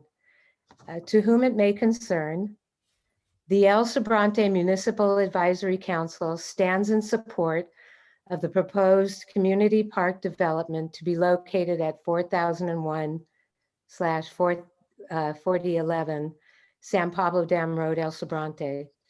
We are confident that the park will be greatly appreciated and fully utilized by the residents of unincorporated El Sobrante, who at this time don't have a community park in which to gather for children to play, or an outdoor space that is dedicated to building ties within the community and beyond.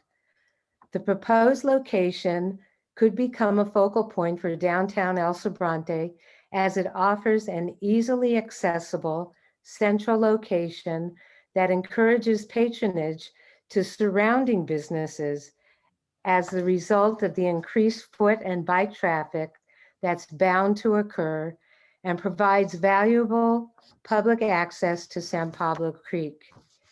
In addition to the creation of an open space with public park amenities, the area can be considered for use as a staging area in the event of an emergency or public disaster, something that El Sobrante presently lacks and needs. Because of our wholehearted endorsement of this project and a strong desire to see the proposed park located at the Maori property at 4001/4011 San Pablo Dam Road, El Sobrante, we are asking the Contra Costa County Planning Commission to refrain from issuing a use of land permit for any single multifamily residence or business for those parcels of land, in order to facilitate the use of the land solely for the proposed community park. The El Sobrante MAC is extremely grateful for the support of our dedicated partners in this effort, especially Citizens for Greener Communities and Citizens for a Greener El Sobrante, who spearheaded the project and have been working on this vision for over 2 years.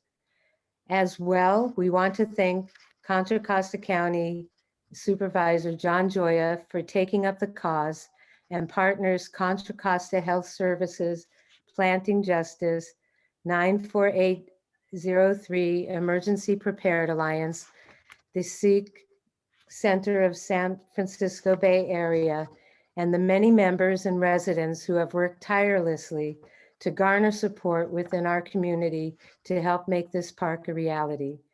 We look forward to their continued support and backing from the community at large while we move forward with this important community project.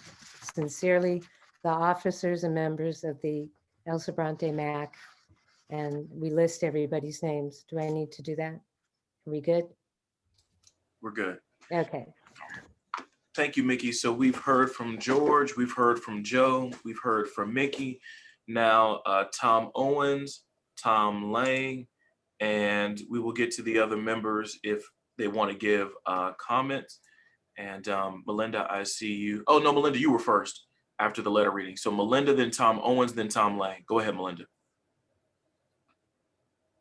Thanks so much. I'm with Joe about the way that threats are not the way to make a deal, and that's not how we made the deal with the Adachi owner. And he, you might want to know that he serves on the County Planning Commission, the Ross Hillesheim, who owned the Adachi property, and we've made friends with him, and that's really good because if we want to have positive, good development, we need to not go around making enemies. That does not mean I am at all for tire shops. And I'm definitely for a park. What I don't like is the tactics and the tone.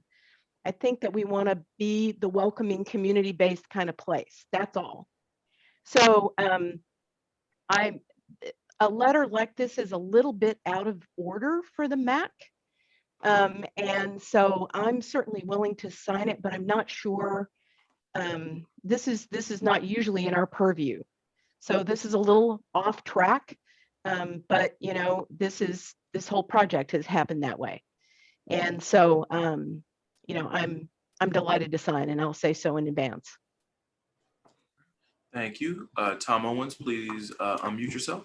Yes, I wanted to say that I thoroughly support the project, and I, like Melinda, think that it's sort of gone the wrong way and have a point of order. We're an advisory council for John Joya.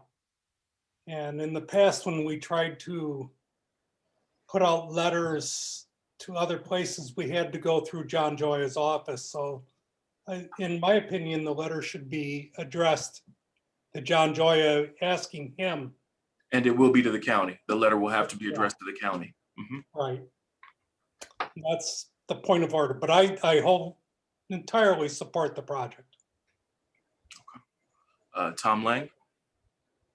Yeah, I support the project as well. And just thinking, you know, just reflecting on being an El Sobrante resident for the last 20 years, I would very much love to have a place like, you know, the project outlined to go to. You know, I think that developments like this park and the project that Dr. Melinda McLean is working on, the Planting Justice and Good Table, these are things that attract people to our community. And these, you know, they make things like this make people want to live here. And that can only help our businesses. It could only reinforce, you know, the value of our homes. It has so many positive impacts. I mean, I think it would attract to our community people who appreciate the environment, who appreciate green open spaces, who want to participate in community activities. You know, I think it's very good and I would support it.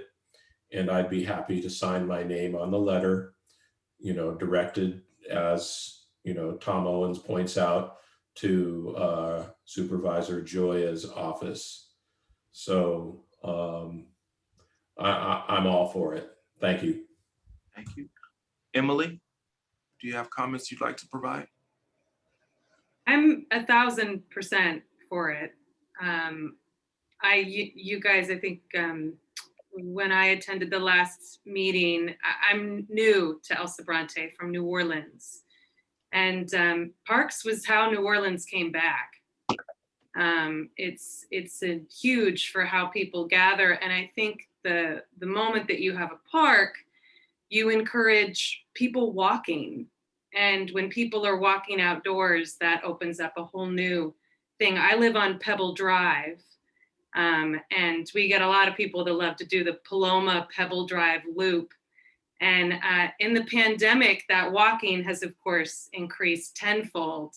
And it's entirely changed the way neighbors talk to each other, the way people interact, for the better in all ways, to make everybody feel more seen. And I think that a park is a place in which people get to be seen and to see other people. And I think that is where community really lives. So it has my full support. I am learning the ways of how this should go. So I'm listening with an eager ear of who this should be addressed to, and making sure that the way that we do this, which I have no doubt it will continue with good effort because there's such a good intention behind it. But the way that we do this will set a further precedent of how we do it the next time as we continue to grow.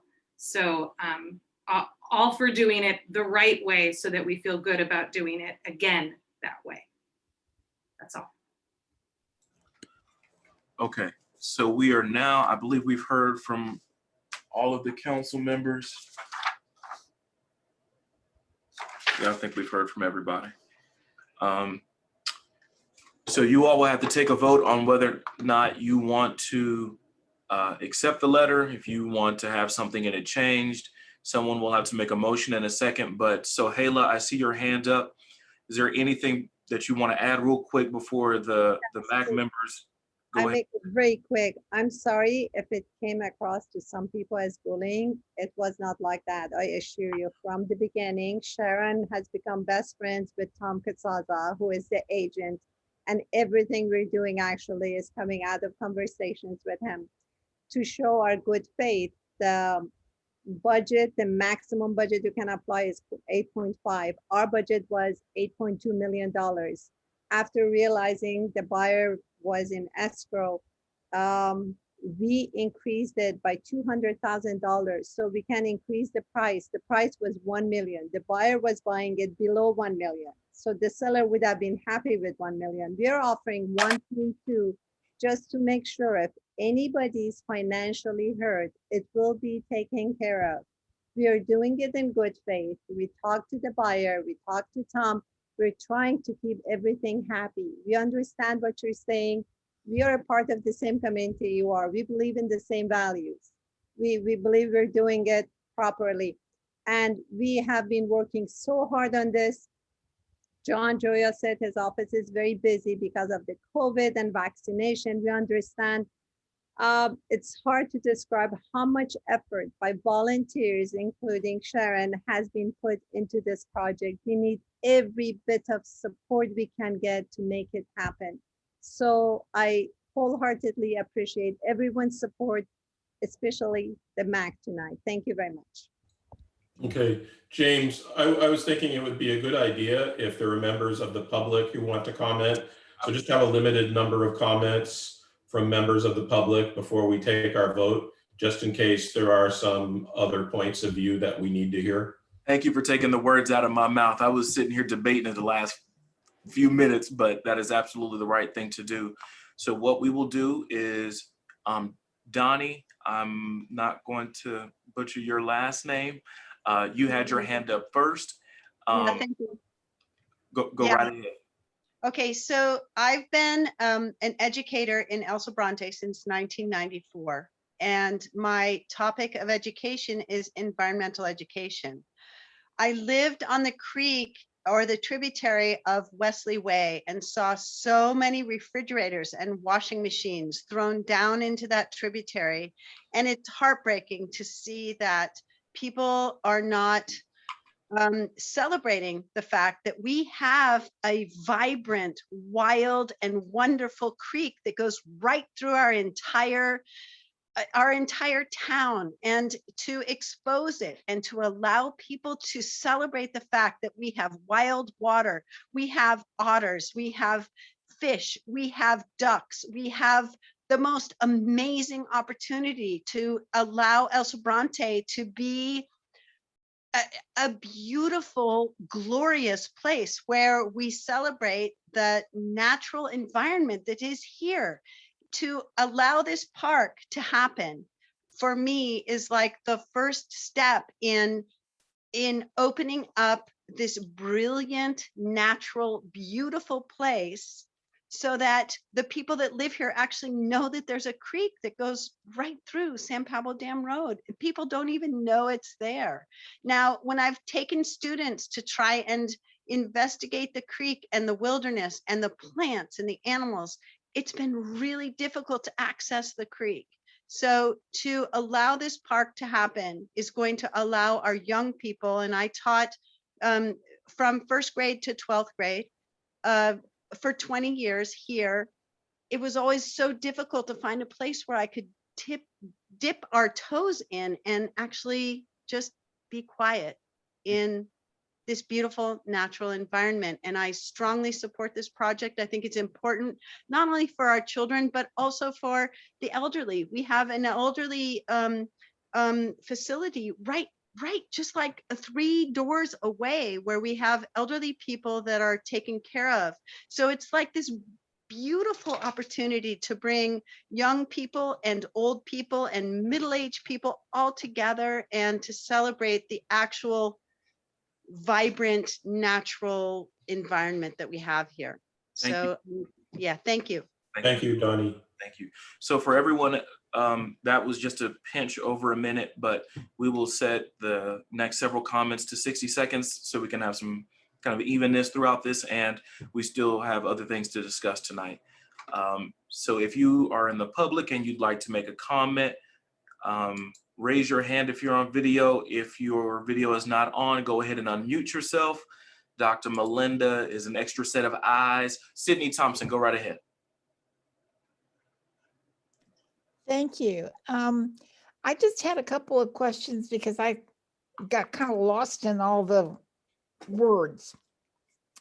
Is the Bank of America property already part of this?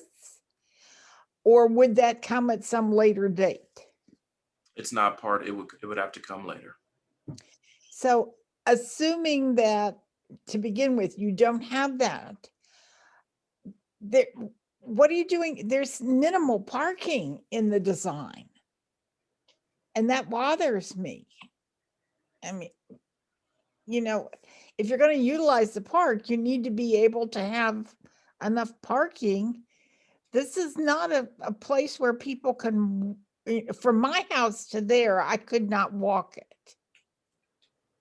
Okay. You know, and that was just one little thing that concerned me. Okay. Thank you. Thank you. I will make a note of that. So Hala, if there are questions about specifics, can you kind of make note of that and we can try to give you an opportunity to recap at the end? Okay. So I answer at the end. Mm-hmm. Laura S., please unmute yourself.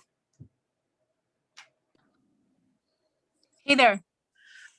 So I'm very excited to get to hear this presentation. The question that I had to Hala, when you were saying you're covering this compensation or covering for people maybe losing out financially if there was a buyer in escrow, that sounds encouraging to me.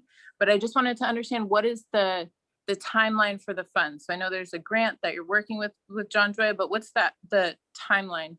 If you could circle back to that, and I'm sorry if I've missed it, but if you could circle back to that at the end of comments, the timeline for actually getting funding and buying the property. Thank you. Thank you, Laura. Are there, I don't see any hands. Okay. Joe still has his hand up. I see that, but he's on the council. So I was waiting. Okay. Yeah, I see it. So we will close the public comment period. So Hala, can you address those two questions, the parking and the timeline? Joe, Joseph, you will have the last comment, then we will take a vote on this, and then we will move on. Thank you. From what I understand, it is what they call a pipeline. Joe, hold on just a moment. We're going to come to you. Okay, Sure. Not in the operating. Go right ahead, Sohaila. Thank you. Okay.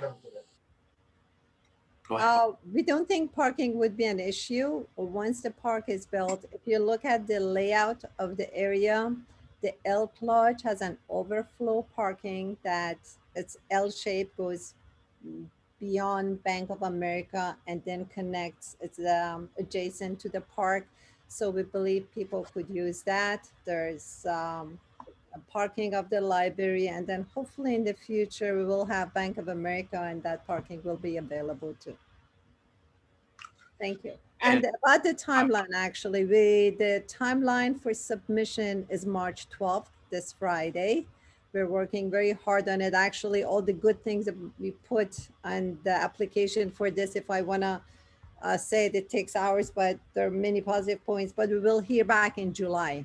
And then once getting the grant, we have 5 years to finish the project until June of 2025.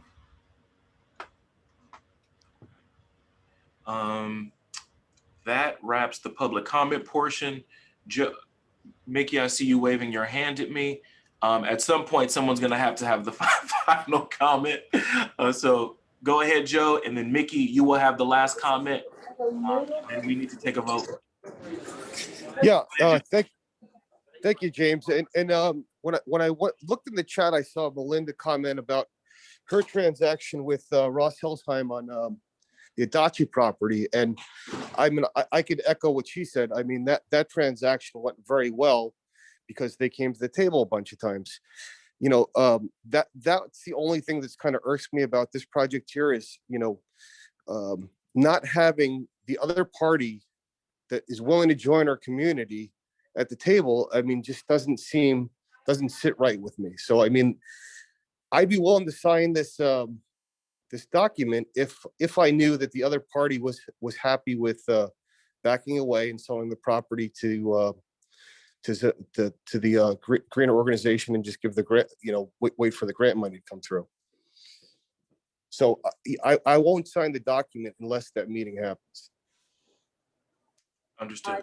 Can I say something? Not really. I'm a stickler for keeping these meetings on a tight schedule. I apologize for that, but it's already 9 o'clock. So Mickey, you have the last comment. Please unmute yourself.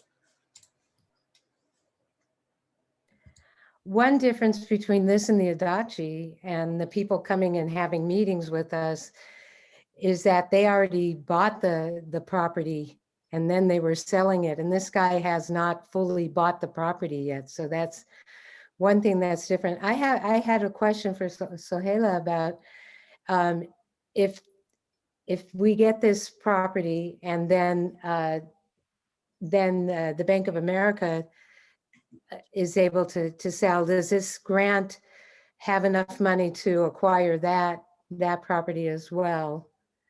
Or how would we get that property? We need to come together again, apply for other grants, or work with John Joya to find a way to do that. We believe we can do it. If there is a will, there is a way. We have plans for it, but no, that is not a part of this. Okay, and can we, if Joe is not fully on board with this, can we send this without Joe's name on it, or? Process, the board of supervisors, how can I say, they don't always, all 5 of them agree on everything. So folks vote their heart, and that's why Supervisor Joy has appointed everyone. You vote the way you feel best. So what we need at this point is a motion and a second. I'm going to kind of lean on Mickey since she wrote the letter to make the motion, and I can do it. And then I'll take the roll call to vote. Okay, we could have George make the motion. He was also involved with the drafting of the letter, I believe. Okay. I make a motion to send the letter as written to Supervisor Joya's office. I second. Okay, we've got a first and we've got a second. I will take the roll call. Yeses and nos. Tom Lang. Yes. Tom Owens, Yes. Dr. McLean, Yes. Joe Serapicillo, No. Mickey Norris, Yes. George Cleveland, Yes. Emily Whelan. Yes. Okay, the ayes have it. It's moved. We will send the letter as it is written to Supervisor Joya. That concludes the last of the discussion items. We are now on to the public comment portion of our evening. This is the time for individuals to make comments that related to items not on the agenda. And I see one hand. Go right ahead, Joey. Unmute yourself. Hi, good evening, everybody. I'm addressing everybody, going to be as quick as I can. My neighborhood of La Colina Hill needs speed humps as soon as possible. Every time we step out of our doors, we have nowhere to go to escape oncoming traffic. It's been a huge issue. Your, how you say it, your traffic, your public works department did a study in 2014 that showed 1,000 cars a day pass through La Colina Road. That was in 2014 before the pandemic. Maybe it's a little less now, but I have a feeling it's more. So I'm actually going to be meeting tomorrow with John Shaw. He's going to be coming out here to hopefully set up a speed test. I believe that's the first step in this. But if you talk to any of the members from my community, they will tell you we need speed bumps. We also need a sidewalk down the part of La Colina Road that goes to San Pablo Dam Road if we ever want to make it by foot to the park. Thank you very much. Copy that. Anyone else with public comment? Anything not on the agenda? Okay. That'll close the public comment portion. Tom Lake, I know I'm running my mouth a whole lot. You can go back to running your meeting if you want to. That's absolutely fine, James. I really appreciate it. You can handle the Zoom a lot better than I can, so I consider myself fortunate. So we got two hands up. Here we'll go ahead and extend the public comment for Audra Katz, Nemanja, and Andrea Weber. Okay, so Ms. Weber, go ahead and go. Unmute yourself, please. Thank you so much. I just wanted to echo what Joey said. It's an extremely dangerous situation, particularly on La Colina Road. Even today, I had an experience that we've all had many, many times with a car driving recklessly up and down a kind of a roller coaster road there at a high speed. There are no sidewalks. There are cars parked along both right and left side, which necessitates all of us walkers walking in the street. And it's elderly, it's pets, it's kids on scooters, and everybody else in between. It is super dangerous. This is a safety issue, and I would hate to see the county on the, being held liable for a tragic accident or death. This needs to be handled, please. Thank you. Nemanja? Yeah, I just want to echo what Andrea and Joseph were saying. Was a lot of similar experiences. Walk the dog, twice a day with my partner, and it's like you can't put music on. You have to be aware of the vehicles. They come in. If you look at the shape of the hill, you go up and down. You don't see the car coming because it's coming up La Colina from APN SPDR.